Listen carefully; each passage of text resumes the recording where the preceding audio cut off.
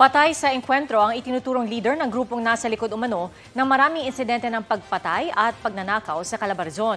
Tinutugis din ang kapatid ng suspect. Nakatutok si John Consulta, exclusive. Kita sa kuha ng CCTV na ito ang pag-atake ng Ray Criminal Group sa Lipa, Batangas noong 2017 kung saan napatay nila ang isang retiradong pulis at natangay ang halos 100,000 piso mula sa asawa nito. Ito naman ang screenshot ng pag-atake ng grupo sa Cavite kung saan napatay nila ang bodyguard ng kanilang target. Ilan lang daw ito sa panloloob ng grupo sa Calabarzon mula 2017 hanggang 2020. 2019, dito na sila umusbong talaga kasi all lot ng atrocities nila is pumapatay na. Aside dun sa nagnanakaw, pinapatay nila yung victim. Matapos matukoy ang pinagtataguan ng grupo sa San Miguel, Bulacan, sa tulong ng TIC, lumusob ang NCRPO Regional Special Operations Group at Special Action Force, bit-bit ang 4 na warrant of arrest.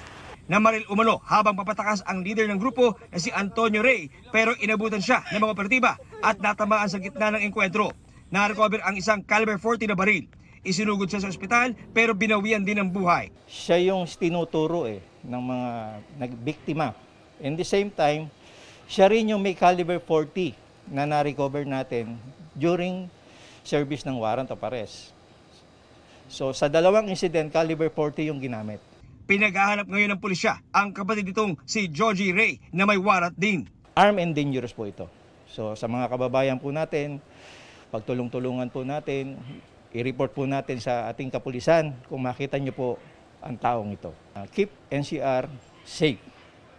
In the same time, sa community, at least nabawasan natin yung mga masasamang elemento. John Consulta, nakatutok, 24 oras.